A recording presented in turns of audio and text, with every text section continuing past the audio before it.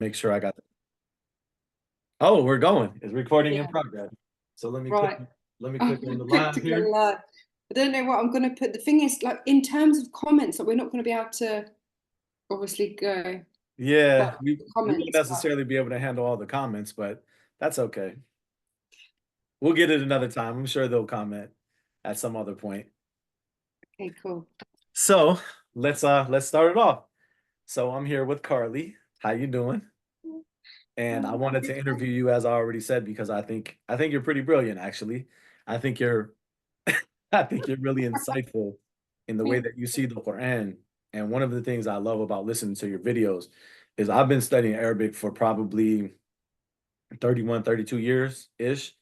And watching your videos as someone who, as you was explaining, hasn't learned Arabic yet or doesn't know Arabic, but your videos are so insightful and you have such depth of insight into the Quran that I think you're really a good example of how a language is just a tool, as I was saying earlier. So studying Arabic is just a tool. It doesn't mean if you don't know Arabic, you can't have insight into the Quran. And I think you're a proof of that. That if Allah guides you, He can guide you to the meanings of His book without you knowing any particular language, just with whatever language that you happen to speak. And I think you're a really good example of that. I think you're an inspiration for a lot of Muslims who Thank think differently, who don't fit into a particular mold, and I really enjoy your video. So that's why I was really excited to talk to you. So my first question that I have for you is how did you, if you want to just talk about in a general way, whatever you're comfortable with sharing, how did you become interested in Islam? What was that journey like? Whoa, yeah. So That's a big question. how many years, the hours do we have? Yeah, like I suppose that would literally be explaining my whole life, I guess. Right. All of it is, you know, all of it's added to where I am now. So when I was little, I don't know if this is connected, I think it is, but when I was really little, like all through my life, I was always connected to Arabic things like Persia or eh, I don't know. I was always it always struck a chord in me, anything Islamic, and I don't know why. I don't know why for no reason. So that was always there, lingering in the back of my mind. One time I was a feminist activist, and even then, I had like a longing for wearing a hijab, and like my other feminist comrades were like, "What?" And I was like, "No, because it is feminist." Because, Yeah. but back this is 2010. Okay. Back then people were like, no, like, that's oppression. And I was like, no, because the la, la, la, la. But I hadn't read the Quran or nothing. Yeah. Um, You just felt an attraction to it, basically what you're saying. You were drawn to things like that. Yeah. yeah, all those things. Like I went to shisha bars and stuff, and it went because I grew up in a town that was, well, I mean, my town is actually called as a nickname by racists, Little India. Oh, really? So it's got a high population of non-white people, and this is where my town is also where EDL comes from. EDL, the English Defence League, it's like Oh, extreme racist okay. racism, like far right racism comes from my town because Oh, there's a huge Muslim population. So obviously you got the backlash or whatever. right. So, but I guess the journey into like living Islam really started, I guess, when or I like to call it as finding God, Yeah. which was in 2018, um, right at the start of 2018, because I went for a long period of this year. This is gonna I'm gonna have to shorten it Take your down. time. Take your time. Whatever you want All to, the whatever you want to questions. share. I think a lot of people are probably interested in knowing some of your story because a lot of us watch your videos and your insight into the Quran is beautiful. So it's nice to have some background to that. It's definitely been unique. Yeah, so I had a thank you, by the way. Uh, yeah, so the finding God thing came after, I guess, like a 8 year period of extreme mental health issues. This is before Islam. This is so I had like, yeah, really bad mental health. I'm talking, and I'm someone who's quite open with these things. Like I Right. just feel.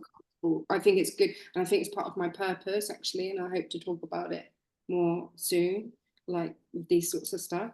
But yeah, so I was like I didn't sleep. I like was extremely self-destructive, and long story short is my demise happened like, Yeah. and and and when I hit rock bottom, like absolute, like I was in hell, like Right. literally. And overnight it changed like that. And that's a whole other story. Hmm. I really want to start a YouTube and talk about all of it, and I'll get into Yeah. the details because there's Yeah. loads of crazy stuff. That's interesting. Yeah, Yeah. no, trust me. It went from literally being in spiritual psychosis, being like possessed by jinns, literally, to Hmm. like basically awakening. And from that point, I stopped everything: smoking, drinking, relationships, everything. I went vegan, I cleansed everything. And then I took myself to Spain and lived alone for 2 years and didn't speak to anyone, literally. And that's when I found God. Hmm. But I wasn't led to the Quran at that point. It was just I didn't really know at that point either it was God, but it was. And yeah, I just started to heal, and all these signs were like everywhere, like proper just things popping off all the time. Hmm. Um, and then I started to feel like a deep connection to something that was guiding me in a good way, Yeah. because it always led me to things that I needed to make myself better. And then I guess years later, that sort of went on. Uh, so I followed that path of healing and healing my trauma and all this. I've done 7 years of psychotherapy. I mean, deep, deep shadow work. Yeah. And then as recently, like is in the last 6 months, I started, well, I'm 2 years to 6 months, I've been really feeling that my spiritual practices were not correct and there was something missing, because I was basically Hindu, Okay. not publicly, but my practices were. Right. Um, and so, very long story No, short, no, take your time. Take your time. okay, I No. started to pray. I knew that something was wrong. What it was I was praying to all different things, and I literally didn't. I literally like keep it simple. I was just confused. Yeah. I was just confused, and there was no structure, and there was no. I didn't know who and what to pray to, and every day, every night when I was doing my spiritual practices, because I do them really for peace of mind. Right. You know, I do them for. I was always Muslim, bro. Yeah, Do you know for sure. For what I'm sure. saying? When we Muslim, when you get to Islam, well, it was like, I've always been that. That kind of always been there. Yeah, yeah, for That's sure. what they're saying, isn't it? The fitra. Yeah. You're always born with it or whatever. But so, yeah, so I started to pray. I started to pray like, I need to be closer to you. That's what I kept saying. I kept praying, God, I need to be closer to you. I need to feel a closer connection to you. Something's not right. Please show me the way. I kept praying that for at Yeah. least 6 months to a year. I kept praying it. I kept feeling it. And then oh, loads of crazy stuff, loads of crazy stuff. Allah literally took the range and was like, okay, girl. I Literally, like literally, that. literally, it was like, okay, girl. And like everyone that came to my life, it was like, what? Whoa, what? Whoa, what? Whoa, what? Just the What? And then, pieces started connecting, huh? yeah. Yeah. And also I then out of the blue just started to feel like I needed to read the Quran. I don't know what it was. It wasn't mental, like I didn't have the thought. I just got up, went to my bookshelf, got the Quran out that I'd had for years but never read, Yeah. and started to read it. And for the first time ever, it was flowing. Hmm. Like before, I was just like, you know what it's like when you first read it in English or whatever. It's like you can't. You're like, well, this is, I don't know. The language is different and a Yeah. bit strange and a bit gunky and like disjointed. It sounds quite difficult. Yeah. But then it started to flow and I could not put it down. I swear. Hmm. Wallahi, That's interesting. No, subhanAllah, that's I really couldn't put nice. it down. Yeah, that's beautiful. Yeah. That's sort of the beginning of of the Islam journey, I guess. Hmm. That's actually an amazing story. And I know you're just giving the summary of it. I really think that you should maybe make some longer videos, like, and upload them to YouTube and tell your whole story. I think a lot of people could benefit from that, all the work that you had to do on yourself to get where you're at now. And I think that's something really interesting because when we watch videos, say on TikTok, right, most of them are pretty short. At most they're 10 minutes, right? And you get this kind of glimpse into this person and some of their thoughts, but you don't really get to know the full person and all of the work that they had to get or to do to get to that point. So listening to you, it's so interesting to think about everything that you had to do to get to that point. Just watching some of your videos, you would never know that backstory. And I think that's really interesting. And I think that's something that could definitely help a lot of people if you share that. So I appreciate you sharing that now, but I definitely think that's something that you should go into in a lot more detail. I think that would be really beneficial. Thank you so It's a much. fascinating story. One of the things that I picked up from what you said is when you said you went to Spain for like 2 years and you said you didn't talk to anyone. So kind of something I'm getting from that is in your search for truth, search for God, I'm speaking in general, your search for truth, search for God, enlightenment, whatever you a person might call it seems like there has to be a time period where you spend time just alone by yourself with your own thoughts in order to connect without all of that noise. And it kind of reminds me of the stories about the Prophet Muhammad going into the cave for a certain amount of time. In Oh, chapter well, 18, yeah, in chapter 18, it talks about Ashabul Kahf, the companions of the cave, how they went into the cave. So I'm picking up this theme that you have to kind of divorce yourself from all of the noise in order to hear kind of like the voice of God. Is that something that you felt? Am I picking that up right? 100%. Even when you said what I picked up, and then you said 2 weeks alone, I literally thought of Muhammad, peace be upon him, in the cave. Yeah, Literally, that's what I thought. right. So it really is that you can't. I sometimes conflate finding yourself with finding God. Mm, So it's like you can't find yourself if you have all of this gunk and toxicity and memories and stuff you've shoved down and stuff that's flowing and you've not seen, right? Like right. to get to the light, you Yeah. have to go into the darkness. That's Yeah. probably why Muhammad, peace be upon him, went into a cave. That's beautiful, actually. That's a good point. No, SubhanAllah. that's a good point because, man, you just really got me thinking there. That's a good point because even when you think about how the Quran describes what Allah does for us, it says, Allahu waliyu ladina amanu. Allah is the wali, the friend, the supporter, the protector of those who have believed. Yukhrijuhum min al-dhulumati ila nur. He extracts them or takes them out from darknesses to light. But it begins in the darkness, right? So you have to start in the darkness and then go Yeah. towards the light, and that's what Allah does for us. So that's a really beautiful point, actually. I love that. And the That darkness could be many different things. It could be literally the darkness of a cave, but it could be the darkness of your own mind. It could be the darkness of being alone and embracing that. So yeah, that's really nice. I like that. Thank you. Yeah, no, that makes sense. Now, like, we could just stay there forever and talk about that one point, can't For we? sure. We can talk about that one point for the The whole shadow work, you know? shadow work. Yeah, for sure. That's beautiful. It reminds me actually, because I've been studying about Abraham in the Quran, and there's an interesting passage, and I think you will really like this. Actually, I want to give you the exact verses. Okay, So I go know on. that this is an interview, but we're doing like a class at the same time. So Yeah, I just I want to love give you it. these verses because I think you'll love this. So I'm just gonna flip this camera so people on this live here can hopefully watch the interview here, if that makes sense. so this is in chapter 6, and I won't read it all. You can go back and read it, on your own because I want to continue asking you questions. But because of the point that you made, I want to share this with you because I think you'll love this. In chapter 6, starting from verse 75 up to, I mean, it goes further, but maybe up to verse 79. And it talks about Ibrahim's journey to find Allah. And it starts off by saying, Falemma in 76, Falemma janna alayhi laylu. So when the night became dark upon him. So his journey starts from the darkness of the night.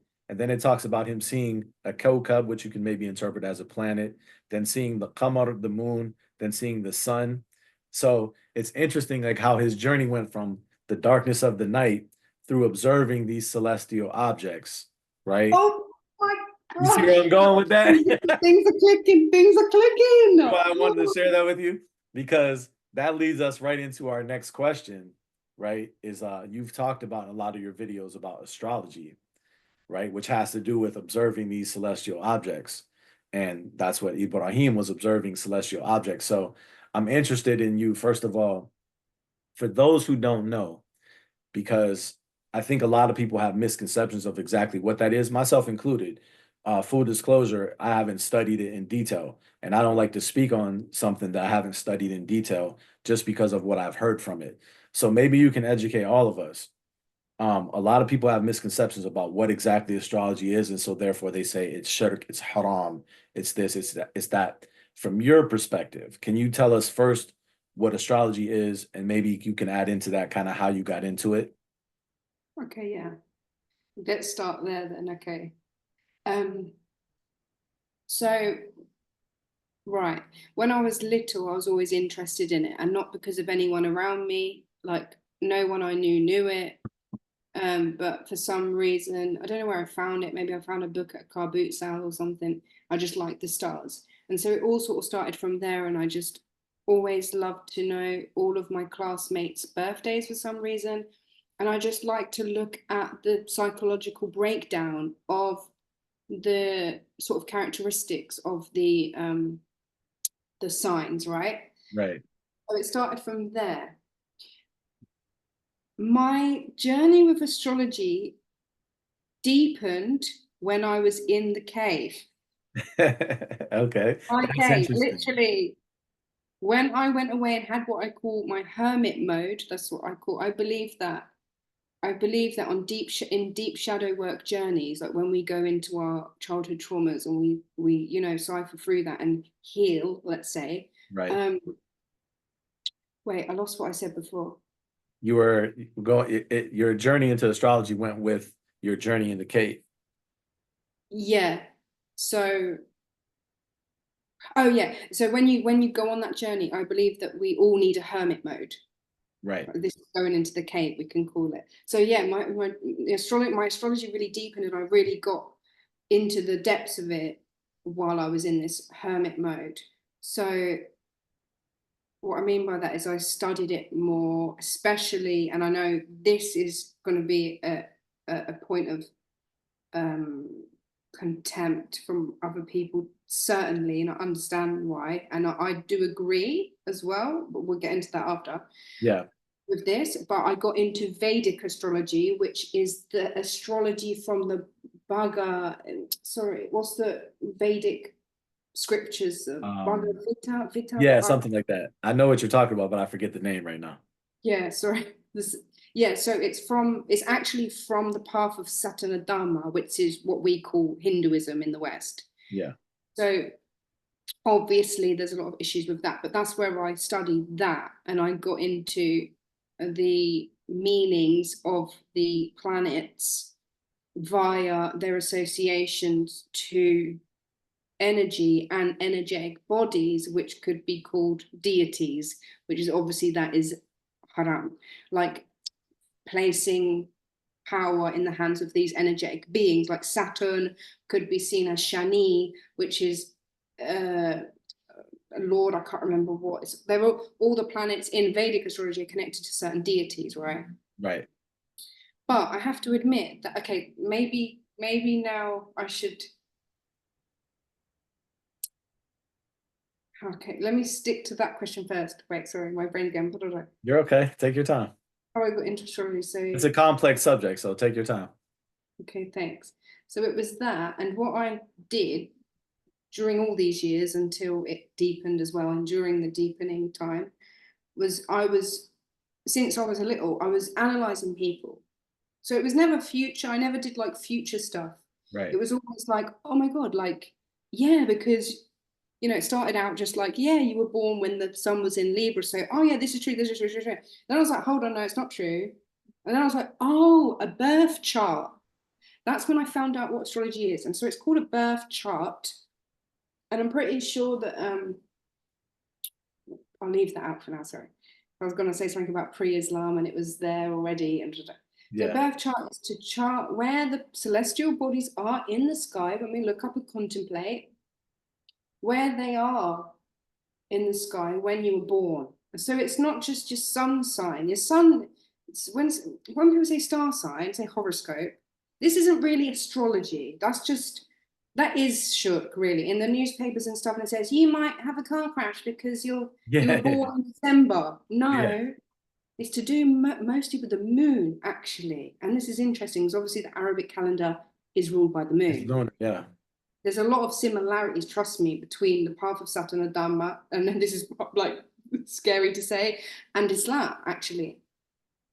So the moon, yeah, so you have to look at when the moon, where the moon was, because what pulls a baby out of the mum? It's the moon. The moon controls her ovulation. Hmm. In fact, it controls our conception too, because we have to ovulate. Most women ovulate on the full or the new moon, that's a fact. Full or new. The moon actually, and it's not, I'm learning now that obviously it's not the moon, it's Allah, right? But through True. these, Yeah. it's not like, oh my God, thank you, moon, for giving my baby. No, it's thank you, Allah. But these celestial bodies do have an energetic um, uh, relationship with the earth and our body, seeing as we're 70% water. Right. So I think it's all to do with sort of material effect. Mm-hmm. So then there's the moon, and then you can look at where the other planets are or were too when you were born, because it's so specific. Like Allah always says, you know, or maybe not always, I'm not sure about that, but says, I'm sure that everyone's so individual, and we are. Yeah, for sure. Even if you're born at the same time around the world, the sky will look different depending where you are. Mm. Literally. So the different energetic pulls to the earth at that specific time, they're always different, you Yeah. know. So, any questions there? Yeah. Oh, no, a lot more thoughts than questions, and more questions in general, not just Mm. questions for you, but it's bringing a lot of things to my mind. Like just from what we know, like from physics, from studying physics, everything has an effect on everything else. We know that from physics, like the gravitational pull. Everything exerts a gravitational pull on everything else. So I exert a gravitational pull on this laptop, and it exerts a gravitational pull on me. I exert a gravitational pull on the earth. It exerts a gravitational pull on me. But it's just with smaller bodies such as myself, the effect of it on the earth is going to be minuscule, right? Where it seems like it's not there. But mathematically it's there. We can measure it, we can develop an equation for it to say what is my pull on the earth gravitationally. So I don't think it's beyond reason to think that different things in the universe can affect you in different ways, because everything affects everything. It's cause and effect. There's a verse that says, what's the verse now? كل شيء خلقناه بقدر. Like everything we created is with measurements. So everything is precisely measured, right? And that's why they say mathematics is the language of the universe, because we Astrology is precisely, mathematics. Sorry. right, for sure. So elaborate on that. So you said, no, elaborate, because you said astrology is mathematics. So admittedly, let me say this first. I don't know if I know enough about it to know for sure that I agree with it, right? But from listening to you talk about it, I don't think it's beyond reason to think that it might possibly be true in some way. Maybe not in the way that and that's the other thing I like about what you said. There's different ways that different people explain it, right? There's a way that people explain it where they focus on like different deities. And we know like that would be shirk. So we know we wouldn't agree with that Islamically. But I also would say to that, let me make sure. Okay. No, I thought I heard a ding, so I was making sure there wasn't nothing going on behind me that I had to Okay. fix. So I know I caught a comment that said actually yeah, everything is mathematics, right? So that's kind of cool. But of the deity thing that you mentioned, um so it's interesting because primitive people would ascribe different powers that they didn't understand to different deities that we now know scientifically we know what this is, so we don't ascribe it to a deity. Like, for example, if they saw the thunder, it was like something they were afraid of, they might develop like a god of thunder, for example, right? That's how they explain things. So I'm also wondering when it comes to astrology and some ancient civilizations, did they ascribe some of those effects to deities just because they didn't understand them? And is there possibly a scientific explanation for that that we're maybe not as familiar with, or I'm not as familiar with? So I said all that to say that listening to you talk, I'm not be only because not because of anything you said, but only because I don't know personally enough about it. I don't know if I'm fully convinced, but I do see a realm of possibility and how that could work based upon just what we know about the universe in general, that everything affects everything else, right? Everything is cause and effect. So I guess my next question for you would be, because when I said about mathematically, you said that's what astrology is, it's mathematics. So can you explain that a little bit more? Like how does that relate to mathematics? Okay, cool. Yeah, like just want to say, yeah, that's a really balanced and approach that you're taking. I think that's good. And I just want to say I'm sort of there at the same time a little bit, because even though I come from a proper astrology background, obviously Yeah. now I'm into Islam. I'm not like I'm still not 100%, you know, Yeah, but then will we ever be? You know what I mean? right, for But sure. Yeah. sort of questioning still some of it. So the mathematics, yeah, it's crazy. So my argument has always been, and most deep astrologers, as in astrologers that go deep, not just like I said, horoscope, Yeah. they will say the same thing, which is astrology is a science. It is a science, and people will say, no, astronomy is a science. But those people are just people who don't subscribe or don't believe in metaphysics and physics, really. Yeah. It's cause and effect, different space, different constellations, different times. I don't know. But for me, it's a science. You can literally track everything. It all works with degrees, So it is obviously based on astronomy. Like someone just came to me. Did you know most fixed stars, like say like you're an astronomer, yeah, and you're just talking about stars, like oh yeah, this at this angle and this degrees. Most fixed stars have Arabic names. I may have heard that before, but I didn't explore it. Explain. I mean, I don't even really know the difference between fixed stars because I'm not really on the astronomy side, but like Yeah. fixed stars are just, I don't know about that, but their name. So basically, say if you're my dad actually is an astrophotographer, so he loves taking pictures of this only now, not when I was little, like for some reason just now, but so I know a little bit from him. So when I've gone out with him before, looking at the sky, and he goes on dark nights, he will talk about so and so is at. He talks about the quarters of the. I can't remember the terminology, Yeah, yeah. but they're all astronomers and all like I guess astronaut type people or whatever. If they're talking about the sky and the stars, they'll have to refer to them as something. That most of them have names. Yeah. But most of the names are in Arabic. They're Arabic. Okay. Arabic names. That's So they interesting. right. So it's like, whoa. Even recently, no, this is really going to scare you and everyone else. Even recently, right, I'm just going to add it. Are you okay to just add in Go an ahead. extra? Yeah. Do your thing. So what's been going on recently in the world? Oh, right. Yeah. Like Donald Trump had the shoot thing. There's been a lot of obviously the violence we all know about that's going on, the big stuff that's constantly going on. But there's been a lot of like, I don't know if anyone watching or listening or you can resonate with this too, but there's been a lot of death. And literally in the last 2 weeks, a lot of endings, a lot of deaths, a lot of not very pleasant things, especially in the last week. Can I just say in the last week, sort of like not nice things. Anyway, this will link into what we were saying. So I can't remember how I got to it. Oh yeah, so loads of stuff was happening to me. You talk Lots about of the fixed stars and stuff. Yeah. yeah. So lots of stuff was happening to me too, and very rarely, but I will do it. I used to do it all the time, but now because I'm in Islam, I do it less. I checked the sky recently, right? Say within the last 5 days. And I was like, what's going on? So I pulled up the sky. There's websites. I just type in astro planets now, and because I'm an astrologer, I can read it all.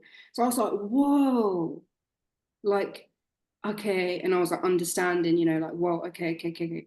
I was like, oh my God, it's all happening on my Jupiter. Oh, that makes sense because of my personal circumstances with men. There's like my neighbor and lots of different male stuff. Yeah.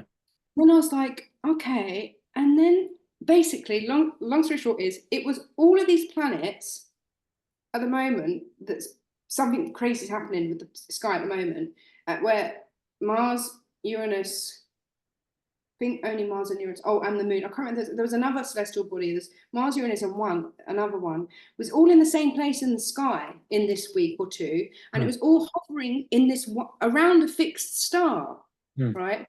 This particular fixed star of these times that it was all happening around, big abrupt changes, was called Al Algol, Hmm. I have to like look. ghost. Oh yeah, al-Ghul, al-Ghul. I think it was that. Yeah, And people have called it the demon star. People have associated to Medusa, another, archetypal energy of like bad or jinny thing. yeah. And I was like, it's just enough. It's always like that. And I'm like, oh, whoa, right. That's interesting. No, that's actually really interesting.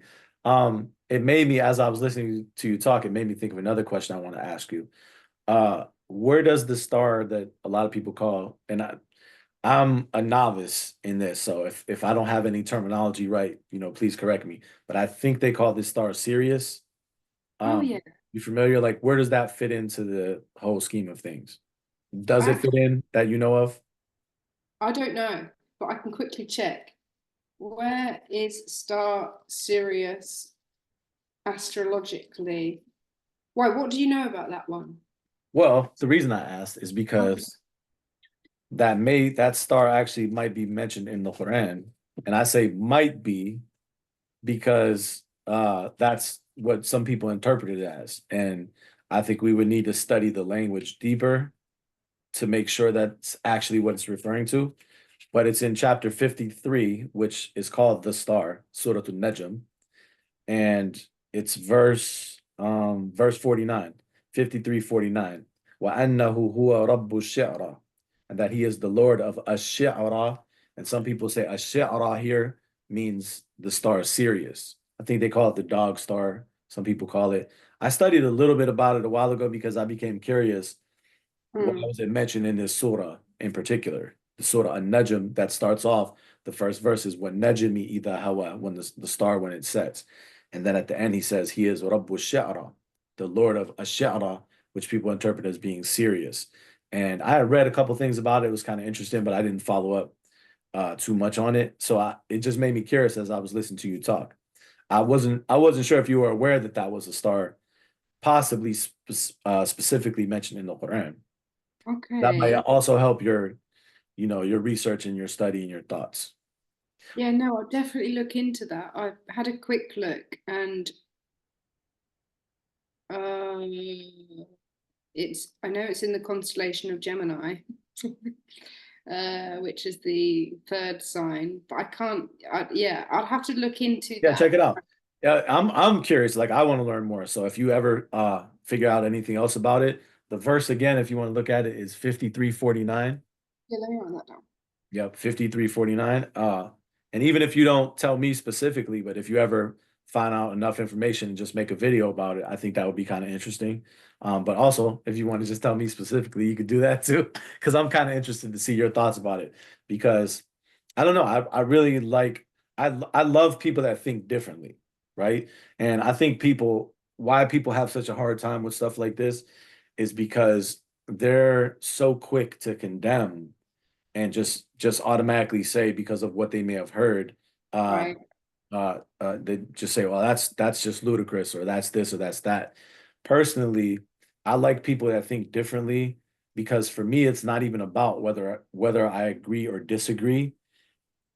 So let me explain a little bit more. So people that have a problem with discussions like this, I think they don't truly understand the mechanism of creativity.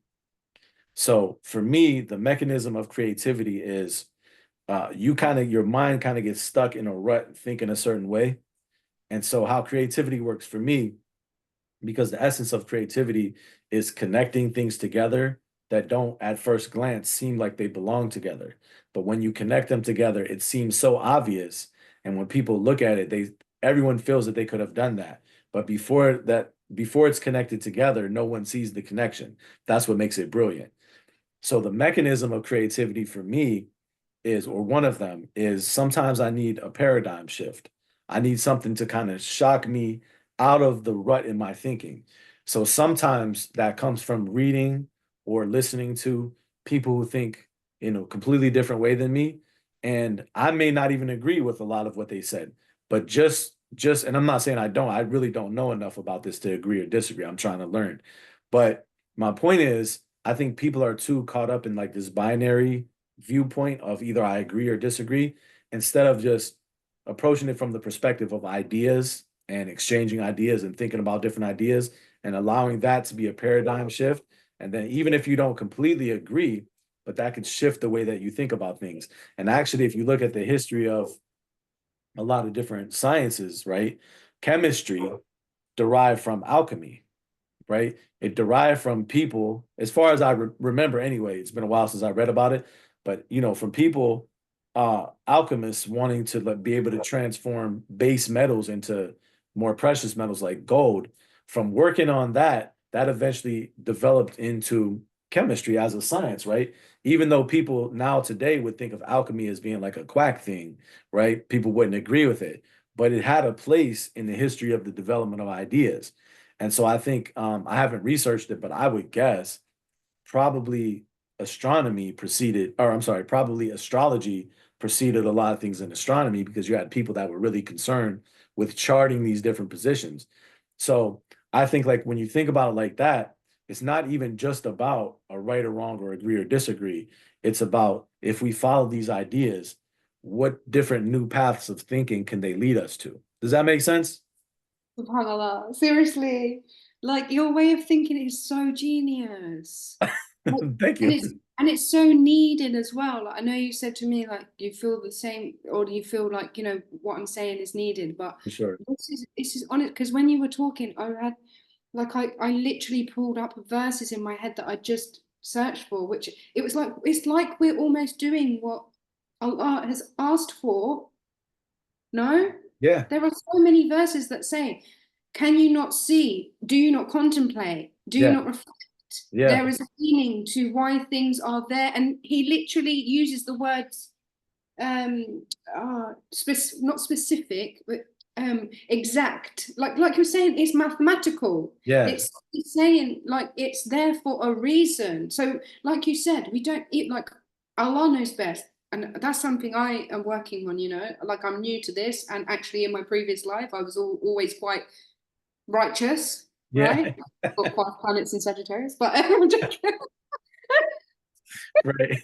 The philosopher, you know what I mean? But yeah, I'm working on being humble, and especially in Islam, that's the main thing, right? And it's true, and I know Yeah. that. Like you said, we don't know. We don't have to say, oh, but actually, it gets tricky because astrology is exact. You see, so then it's like, yeah, I guess that's a Well, I would tricky. say, if I could interject, I would say it's exact to those people who subscribe to it as an ideology, a complete ideology.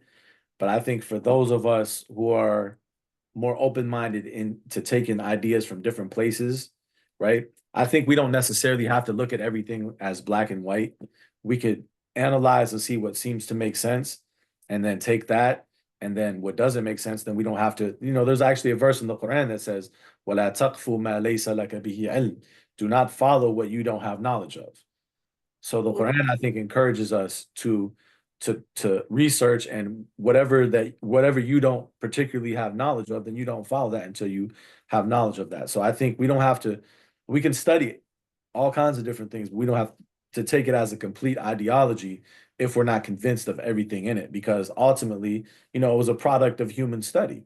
So they may have got some things right, they may have got some things wrong. So we analyze the evidences and what makes logical sense, and we take that. That's how I think about it anyway. You were about No, to say something. that's true. That's true. No, sorry, like while you're speaking, I've had loads of different thoughts and now I'm all jumbled. Um, I was probably going to say, oh yeah, I was going to say it's actually true what you're saying. As although I said it's fixed in astrology, do you know what? It's so broad that you can, for example, oh yeah, I've got loads to say. Okay, right. So it's so broad, right? So let's take, for example, Taurus. Mm, This It all works by association. So different astrologers can tell you different things, and this is why it can be shirk, mm. because some astrologers, well, depend they can believe all sorts of things, they can do sorts of things with the information, and also they might not have done the shadow work yet, so they still think they are God, telling the person who don't have the light or the knowledge this is true. And because they don't have the knowledge, they're taking what they say as gospel, and that's not good. So, because it is broad, so you Yeah, should give like an energetic sort of overview and allow that person to, like you said, to see what resonates. Okay, and then take. But I guess there's lots of difficulties in that because a lot of people have, self-confidence issues, and a lot of we live in an idol worship society or Western society or whatever. So, we do place our own sense of truth and empowerment in the hands of others, right? mhm. So you see, so it is I a get it. tricky business. Well, in that regard, listen to you explain it like that. In that regard, it's no different than a lot of the other soft, what we would call soft sciences. So, like hard sciences like physics, mathematics, chemistry are more based upon physical experiments that could be replicated. Right. Whereas in the soft sciences, you don't have, they try to take that same scientific methodology and apply it in the soft sciences like psychology, sociology, stuff like that. But there's actually a crisis that I've read about in disciplines like psychology, where that a large majority, I forget the exact percentage, it might be somewhere around 60%, but a large percentage of the studies that have been done in psychology are non-replicable studies. Like people can't replicate and get the same. And that's part of the scientific method, right?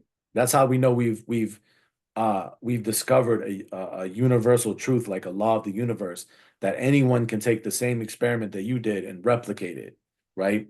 Because it doesn't depend on the person, it doesn't depend on how they're looking at it. If it's truly a law of the universe, it should be able to be replicated by anyone. That's a fundamental tenet of the scientific method. But in the soft sciences like psychology, sociology, etc., they have a hard time doing that because by definition, it's hard to replicate things when it comes to like human beings because that's what those Right. disciplines deal with. So to me, I hear kind of a similar thing in what you're describing is that it's it's kind of a combination between hard science techniques like mathematics, which also are used in psychology and sociology. They use mathematical tools like statistical analysis, probability, all that stuff comes into play in sociology and psychology. However, it's very difficult to take the human element out of it, right? Whereas like with physics, you're literally just studying the physical objects of the universe. So you're not worried as much about consciousness interfering with your studies. That's why it can be replicated. So it sounds like astrology as a discipline has this mixture of hard science techniques like mathematics and soft science, kind of almost like psychotherapeutic kind of techniques. And when you have that mixture, you're going to have a variety of how people apply that. Mm. And also, just like in psychotherapy, right? So if a person argued against something like astrology by saying, well, people can use it to manipulate others. Well, in that case, then psychology is useless then because they do that there too, right? True. There's ethics and all that type of stuff all comes into play because people generally well, not all the time, but a lot of people will go to someone like that looking for reassurance, right? And so because that's the case, the person who's in the position of administering the therapy, the psychotherapist or whatever, because that's another thing when it comes to psychology, there's so many branches. There's psychotherapy, there's cognitive behavioral therapy, there's right? So Then it's we can kind talk of about kind of sounds like the same thing. then we can talk about Carl Jung, one Carl of the Jung. biggest psychological figures who delves into astrology. Yep. If That's my point. Yeah. Go ahead, elaborate. Yeah, it's just mad how it's all flowing. Like, Yeah. you can't. I mean, it is what it is. Like Allah says, like Allah is everywhere, and we are like it's everything's so multifaceted that we can't make anything hard fact when it comes to humans, like you've said. Mhm. So it requires us to have the creativity and stuff that you were talking about, and being able to get out of this dichotomous, whoa, Oh, dichotomous, great word. I like, love that. I only learned it the other day, um, way of thinking. Yeah. So yeah, Carl Jung, amazing psychologist who uses astrology at the same time, because there's astro psychology. My psychology is only like astro psychology basically. Hmm. That's Um, interesting. No, and it it's fascinating. It really is. It's a fascinating subject to talk about. There's so many different layers to explore. And like you're opening my mind up. That's why I'm kind of like reflecting back to you in my own way of thinking about it, what I'm hearing. Just I first love of all, yeah, first of all, to make sure that I'm hearing you correctly, number one, but number two, just to put it in a different framework for people who are outside. Because I find that when you're within a discipline for a long time and you know the terminology, you know the ways of thinking, then you can explain it in that way and it makes sense to you and it makes sense to people who are in that discipline. But sometimes people on the outside of it, because they're just learning it, it might not completely make sense. So yeah. I'm trying to like number one, check my understanding to make sure I'm understanding what you're saying, but also to kind of put it in a different framework for people who might have that just quick rejection of it, that spontaneous like reaction to it, that kind of visceral, like people have like a visceral reaction to certain words. They're like trigger words. You say astrology in a Muslim circle, and immediately like, ah, haram, shirk. these Yeah. these are they might not have ever spoke Arabic in their whole life, but all of a sudden they got a deep accent. Haram. Oh my day. Haram.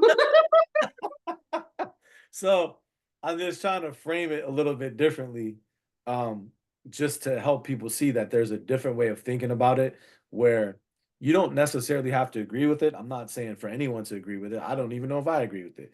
But I'm just saying there's a different way to frame it, to think about it differently. And often the way that we frame something and how we think about it is a deterrent in truly understanding it, or it can be something that helps in truly understanding it. Your framework for how you think of something is very important. So, yeah, go ahead.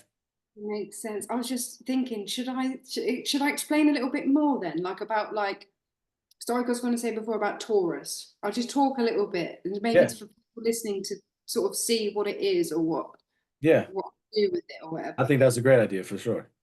So each sign is a constellation, right? There's 12, right?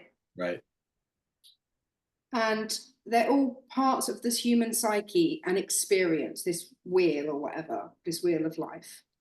And they're all different energies, and pertain and associate to different things, different qualities, different activities, different things, different parts of the body. The whole human experience can be seen through the sky, like, because it's a Mm. way, it's signs for us to understand.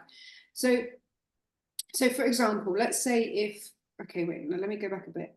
So we see the sky when you're born, and we see where the planets are, and then we see them where they are, right? So, okay, the sun's in Sagittarius, that part of the sky. Well, oh, wow, you were born on the new moon. So the moon's actually in Sagittarius too. So you're born moon, Sagittarius, and then all the planets across the chart.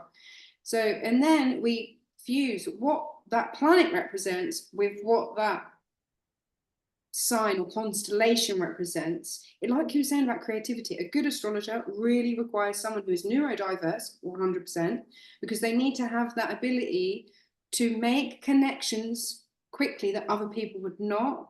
Hmm. So you have to see, like you have to see, Hmm.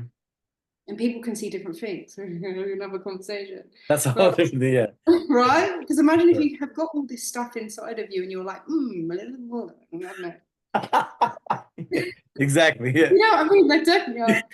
Yeah. So Okay, and so let's just take one part of the sky and take that as an example. So Taurus came to mind. And by the way, I can already see your chart. I can already see like when you were talking, when I was smiling, I was like, oh my God, there there's definite Virgo, definite um uh Taurus as well, I think.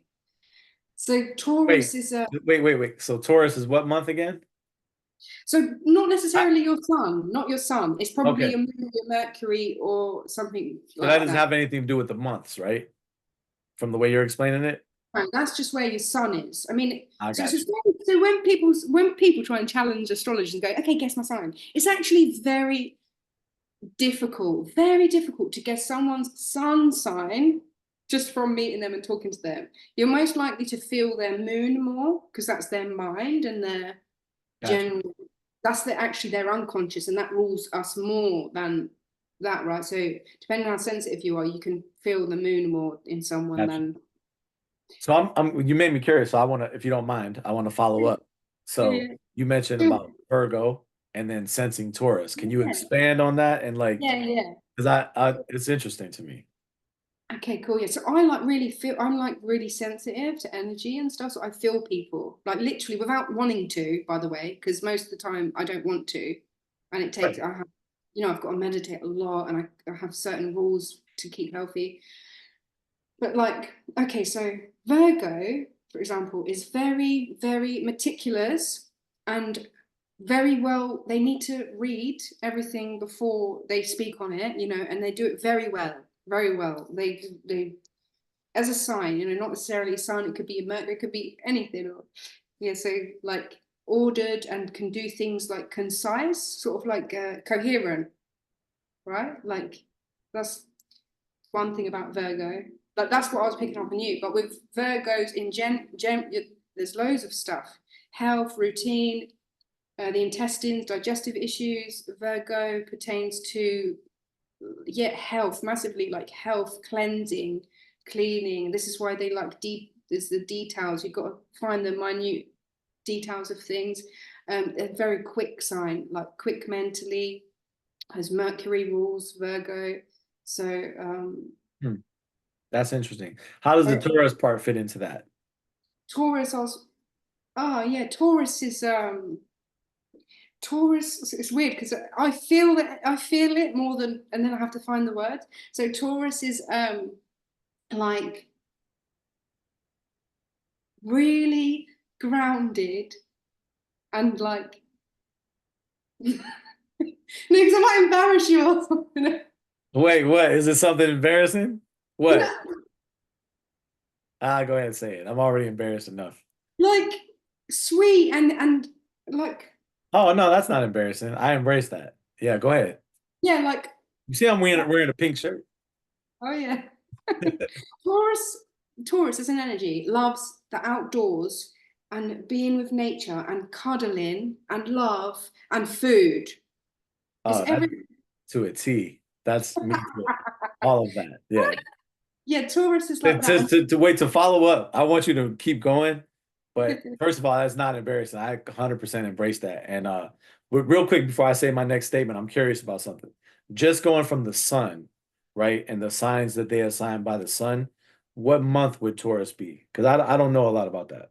That would be makes I'm just thinking in the I Vedic think calendar. I know, but I want to make sure. In the Western way, it would be throughout May. I'm interested. Well, the reason I asked that is because that's why I wanted you to elaborate on this, because my mother was born in May. So Okay. that really, when you said that, that really piqued my curiosity. And to add to that, uh my mother, I've always felt, because you said two things. You said grounded and sweet. And I've Um, always felt, I've thought about this for a long time. My mom passed away in 20 no, 2009. My dad passed away in 2010. And okay. but I've always felt, especially recently in the last few years, I've thought more and more about it. I've always felt really grateful for my mom because I think she is the one that I get the kind of sweet part from, because when I was young, she always hugged me and kissed me and all that type of stuff. She was always very affectionate to me. And as a result, I'm very affectionate. Like I'm very touchy-feely. Some of my male friends hate that. They're like, stop touching me. And I'm like, hey, come here, give me a hug. You Yeah, know, yeah. I'll always with my wife, I always grab her and hug her. It's funny, yesterday, I was laying down and the dog was by me and I grabbed her and I hugged her and I because she was trying to like lick her paw, like clean herself, you know what they do. And I grabbed her and hugged her and I was like, I know I always and I literally had a conversation with her. I was like, I know I always grab you when you're trying to do stuff, but I love you. Oh, that's so cute. So It makes sense. so it's funny that you said the grounded thing, like you connected those together, the grounded and the sweet thing, because I feel that throughout my life, what I originally got from my mother is what kept me grounded. Because I went through a period in my life where I wasn't really like that as much. I was, struggling with anxiety and depression, and I coped with that by, drugs and alcohol, when I was young, and I got in a lot of trouble, made some really horrible decisions. So there was a period in my life where if you saw me in that period, you wouldn't even think I'm the same person now. Like it's a complete different person. But how did I so easily come back to that person is because I think that's who I always originally was. I just kind of lost my way for a moment. Does that make sense? So Yeah, when you put that together, like say grounded and sweet, I think that's really interesting. I So yeah, love that. I love that. No, it makes total sense. And yeah, we definitely shared that as well. Like the new followers I've got, like who don't know me, sort of thing. I'm so sure they would be so shocked at seeing anything that I did in my yeah, past life. right. Really. Right. I know. And that's the beauty, man, of Islam and the Quran and making those changes.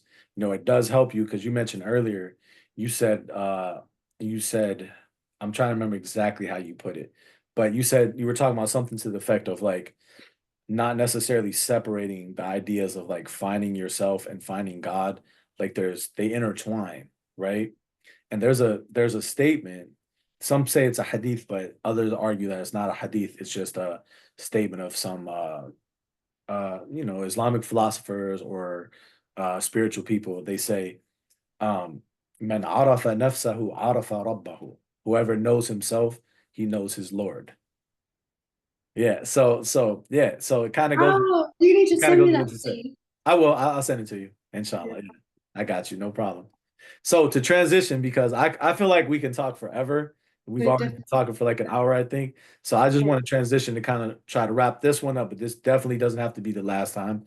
We can do this more because I think you're a very interesting, fascinating personality. I think you have a lot of fascinating insights about the Quran. I love your videos.